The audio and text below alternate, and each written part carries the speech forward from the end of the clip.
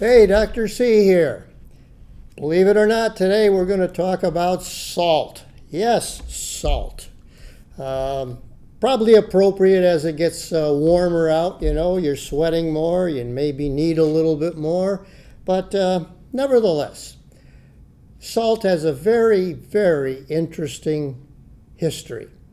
And of course, I'm interested in history. I think the older we get, the more interested in history we become. And so let's go through some of the important things in history.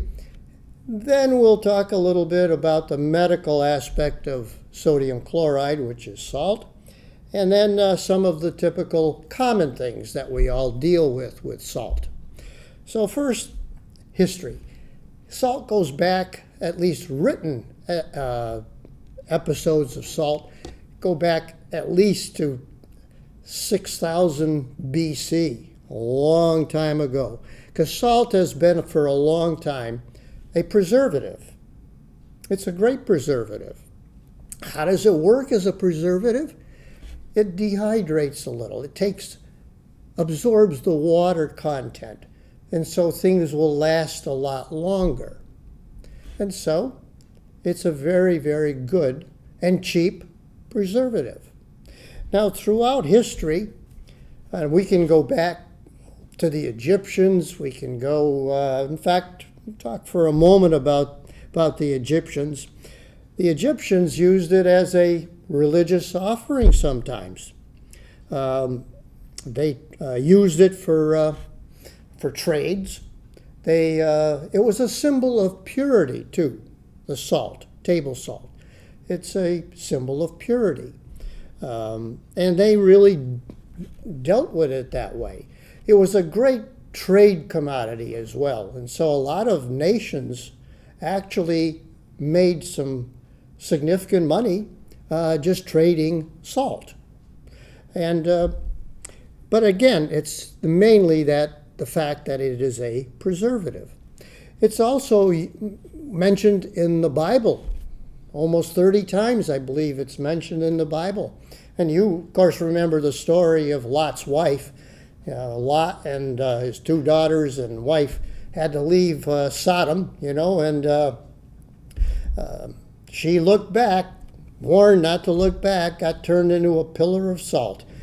I imagine he got a good price for her too, because salt was a valuable commodity back then. So, but at any rate, yeah, it's mentioned quite often in the Bible. An interesting sidelight of that, we all know that Da Vinci painted the Last Supper. And we all have heard of Judas, of course. Well, if you really look carefully at the picture, the painted picture of the Last Supper, you'll see that Judas knocked over the salt shaker on the table. They each had their own salt shaker, and he knocked it over. Now, knocking over, spilling salt was really a degrading thing. It was a bad omen, bad omen. And so that was in the picture. So there's poor Judas holding his little bag of silver coins, and he knocked over the damn salt shaker. Well, that portended evil. So going through history, though, it was used in trade a lot. And also, the Romans paid off a lot of their soldiers in salt. They had these salt tablets and all, and they paid them off in salt. And that led to, over historical times, the term salary, because sal was salt. So they paid them off. It was a salary, just like that. A lot of things that the Romans did with salt. Another one was a term, salt of the earth. Now, how did that ever come about? Well, they used to trade salt for slaves. And they would trade salt in exchange for some slaves. So if this slave wasn't up to snuff, he was not the salt of the earth. Let's face it. So it's interesting, a lot of these topics that come up as a result of salt. Another one that the Greeks used, and they traded salt for slaves as well. You're not worth your salt. That's how that all came about, because they were trading salt for slaves, and if the slave didn't fess up, didn't work out well, not worth his salt, not worth their salt. So there was a lot of trade then coming to the United States, and a lot of the travelers, like Marco Polo, all of the travelers back then, the big guns, you might say, the Portuguese and the Spanish and all, they would, it was a long voyage to get here, and so they would use salt on their rations on the ship. Some of them used dry salt. Some of them used what they called wet salt, depending on the nature of what they were transporting and all. Unfortunately, the salt didn't prevent things like scurvy and all, which was a vitamin C, which was not identified back then anyway, but nevertheless. Well, let's talk a little bit, how do you produce salt? Where does it come from? Well, it comes from really two major sources. Number one, the salt mines. Now, we hear a lot about salt mines, especially the ones in Russia, you know, you get sent to the salt mines. Well, that's not a good thing. We have salt mines here in the United States. Michigan has a lot of salt mines. In fact, Michigan is the state that leads in the production of salt in our country. New York still has a lot of salt mines as well. And what do they mine? Well, no, basically these salt mines, which began in the United States around 1869, they pull out halite. That's what they pull out, and they grind it down, purify it into table salt. The other method is by using the seawater or using brine water. Now, brine water is salinated stuff from a spring, so salinated brine, and that brine, then you can either evaporate it with the sunlight, you can evaporate it over in big cauldrons where you heat it. There are various ways of collecting the salt. Or you may just let the natural product form, like in the Great Salt Lake, where it's hot during the summertime and all, and they can scrape up all of the salt that's left on the ground. And so those are the ways that salt is basically produced. France had a salt tax. They weren't the only country that taxed salt. And now, you know, I'm surprised they don't do it in the United States. It's probably too plentiful to tax. They tax everything else, and who knows that they may even tax salt again in the future as well. But yeah, the French called it gabelle, the tax, salt tax, gabelle. That was a major contributor to the French Revolution that they had. And so that played a major role in history, you might say. People really got teed off because of this salt tax that was there. And unfortunately, it was the peasants, the poor people, who were paying the tax. The rich guys didn't have to do it. So that built up the anger and led to one of the things that led to the French Revolution as well. We throw salt as a good thing over your left shoulder. Now, why do we choose the left shoulder? Because the left shoulder that's where, you remember all the things that we learned in grammar school from the nuns, you know. You got the guardian angel on one side, the devil's on the other. So you want to be able to protect that guardian angel. You throw the salt over the left shoulder.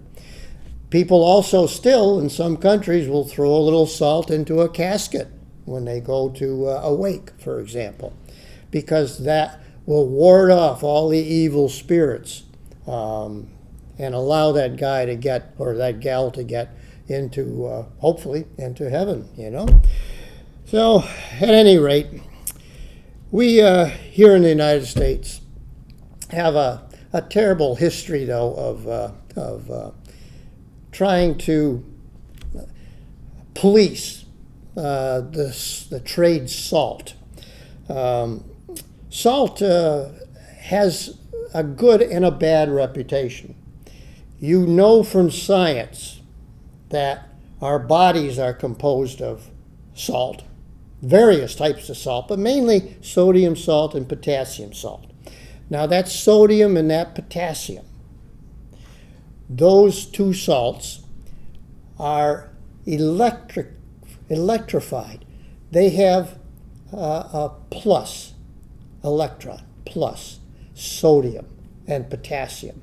And they combine with chloride so that you get a sodium chloride for table salt, potassium chloride for salt as well. You get magnesium chloride, which you can bathe your feet in, Epsom salts, magnesium chloride.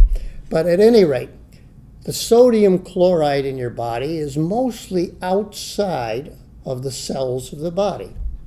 Potassium is inside the cells of the body. So when you get a blood drawn and they ask for electrolytes, which is sodium, potassium, chloride, you get a lot, 140, 145 milligrams of sodium, but a very small amount of potassium because that's inside the cell. And so that has a lot to do with electronic charges. That's how things get across the cell membrane.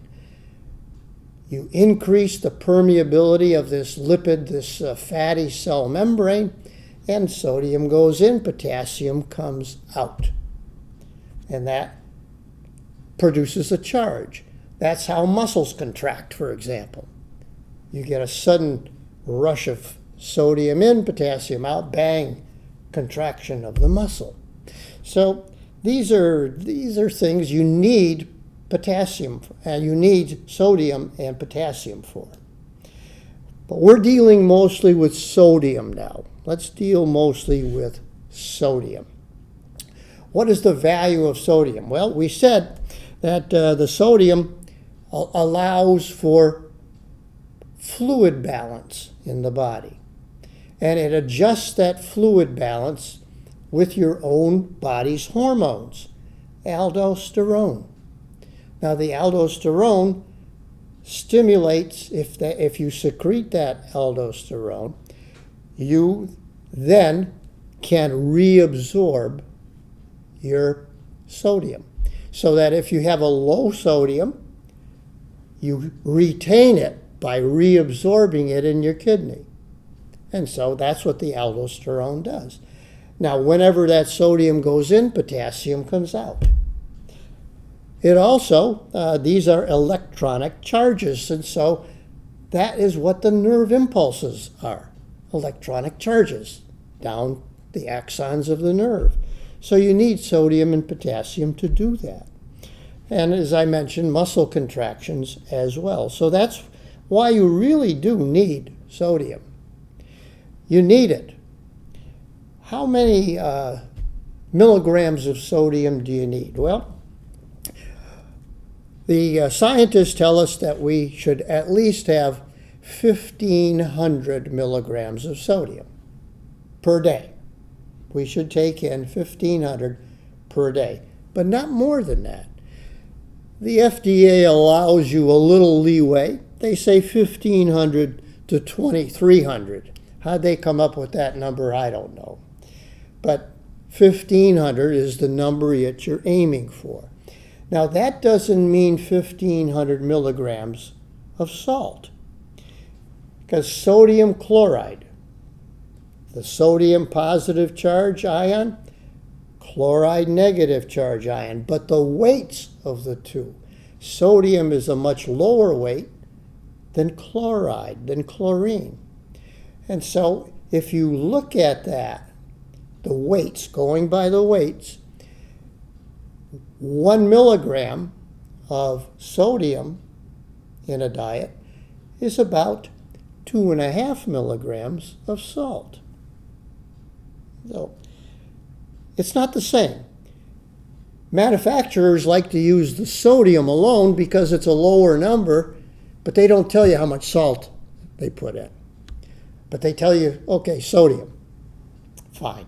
But if you multiply by 2.5, you can find out the number of milligrams of salt in that particular food. So, at any rate, that's why the sodium is so valuable. Now, you can get low in sodium, and that's called hyponatremia. If it goes below 130 milliequivalents per liter of sodium, you have hyponatremia. If you get hyponatremia, your body secretes the aldosterone and you retain that sodium that normally goes out in the urine. So our body tries to compensate when we do go a little bit low. Where do we go low? We go sometimes with diuretics. If you take diuretic for blood pressure, for example, like hydrochlorothiazide or whatever, furosemide, these are diuretics, and you do lose sodium in the process of losing water. The sodium follows the water, basically. Maybe you go out and you drink a gallon of beer in a night, you get overhydrated. That'll get the old sodium down a little bit as well. And there's also diseases that you can get. For example, the adrenal gland, which has the aldosterone in its cortex. If you are deficient in your adrenal gland, you can get a thing called Addison's disease, and you no longer retain that sodium. You lose it, actually. So there's a number of ways you can get hyponatremic. You can also, on the other hand, get hypernatremic. Too much sodium, over 150 milliequivalents per liter. And so, as soon as you get over 145, you begin to get thirsty. And there are some things that will lead to hypernatremia, too much sodium in the bloodstream. Fevers will do it because you're sweating and all. Your metabolism is going full blast. You may get it with diarrhea. You may get it with pernicious vomiting, like people, for example, who are on chemotherapy. They can't control that nausea. Or people who have some bowel disease and they can't control their diarrhea. So these are all ways of getting too much sodium in your bloodstream. Okay. We use sodium also for wound healing. I used to use saline solution, which is 0.9%. I just took a tablespoon of, half a tablespoon of salt in a cup of water, 8 ounces of water. And that gave me a saline solution. Saline itself is bacteriostatic. Bacteria can't grow in the presence of saline. Doesn't kill the bacteria, but it can't grow. Also, remember I said why it's a preservative? It absorbs water. Well, it absorbs water on a wound as well, and takes away a lot of the fluid, which is a result of inflammation in that wound. And so it helps to heal. Just using a couple days of saline solution soaks on a wound, I could heal a lot of superficial wounds. In fact, before antibiotics, before all these fancy things, this is what people used, saline solution. So, salt is very interesting. And there's so many different varieties of salt that are out there. We know, of course, table salt. which is obviously the most prevalent salt. There's also not just historical value to the table salt, but also practical value as well. So table salt's the most common one that we have, and it's mostly harvested in the United States from these salt mines. And the salt then is processed, of course. Everything is processed in the United States. In fact, just an aside, again, the more the processing of any food, the more sodium or salt that's in that food. General concept. So, what do they do with the salt that comes out of the mine? They purify it, remove most of the impurities, grind it up into a fine salt, and there it is, table salt. We can also get coarser salt, larger pieces of salt, like kosher salt. Kosher salt is just larger, coarser pieces. It's still salt, but larger pieces. Has nothing to do with making it kosher. Kosher means you take the blood out of it before you use it, but how do you take the blood out of salt? Let's face it. But kosher salt is coarser salt. Then there's, of course, sea salt. Now, sea salt is a little different because when you dehydrate the sea, basically take the water out of it, you're also left with some of the impurities that are naturally in seawater. And that gives it a little flavor. And some of the minerals that are out in the sea are in that particular sea salt, so it gives it a little more flavor. And that's why sea salt is a very commonly used entity now in restaurants and all, because it does give it flavor. There's flaked salt. Now, flake salt are actual flakes, like corn flakes. They're actual flakes, little flat flakes. Again, it's very pure, but it has a much lower mineral content because it is processed to form these flakes. You can also get a thing called Himalayan salt. That comes in two varieties, a pink and a black Himalayan salt. The red salt, the Himalayan red salt, has a mixture of volcanic clay in it. And so that gives it the color, and it gives a little flavor to it as well. There's also the Himalayan black salt as well. That has not only a little bit of charcoal in it, which gives it its color, the black color, but also has a little more iron sulfide in it. And so, again, that gives the Himalayan black salt a little more flavor. There's also Hawaiian salt, Hawaiian red and Hawaiian black. And again, the red salt is a mixture of the volcanic red clay along with, again, some iron oxide.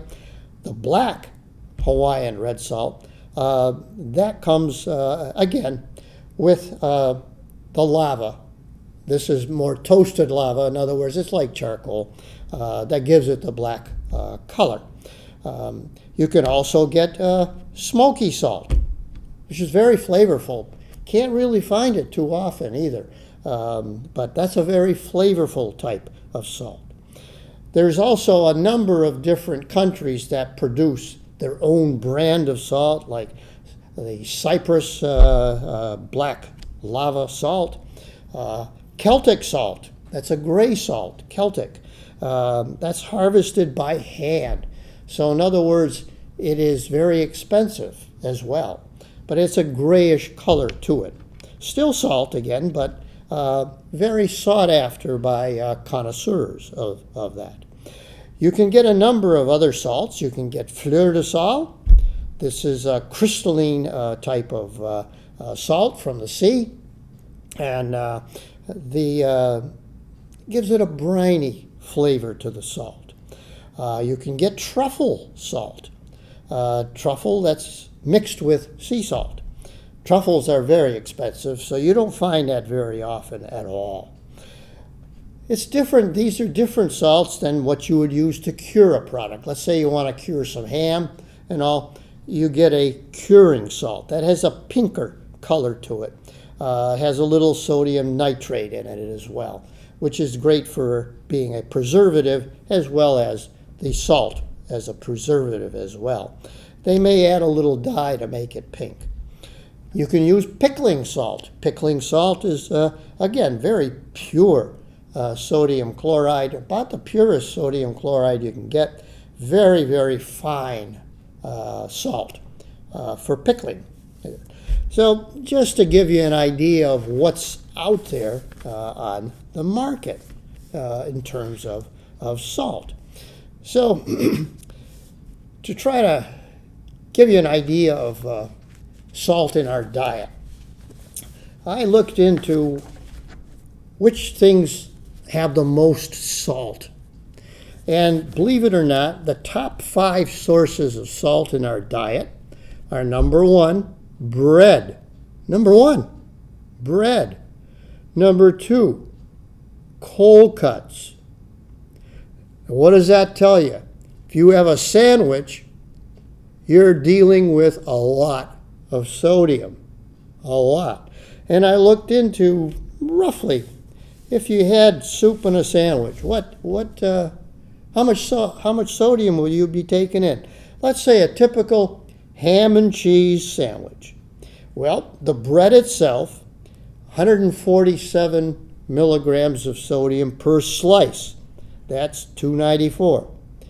Ham, depending on what kind, how long was it cured, all the different types of hams that are out there. The average is about 560 milligrams of sodium. Let's take the least amount, the lower sodium, 360 milligrams of sodium. Butter, 82 milligrams of sodium in 1 tablespoon. A little bit of mustard on there, 160 milligrams of sodium. If you throw cheese on, 350 milligrams. Basically, that adds up to 1,254 milligrams of sodium. Now, what if you have some soup? Let's take a regular chicken noodle soup, Campbell's, 410 milligrams of sodium. If you use Progresso soup, 470. What does that add up to? 410 plus the 1254. You've got 1,700 milligrams of sodium. And remember, 1,500 is your max for the day. For the day. Now, if you had clam chowder, you're really in deep trouble, because that clam chowder, if you have Progresso, is 860 milligrams of sodium, and Campbell's is 750 milligrams of sodium. Isn't that something? You can't have any more the rest of the day. So, again, I thought that this was an interesting thing, very interesting, and I enjoyed reading about it and learning some more about sodium itself. So this is Dr. C, 1,500 milligrams max sodium per day, lesser processed foods. Okay? Have a nice day.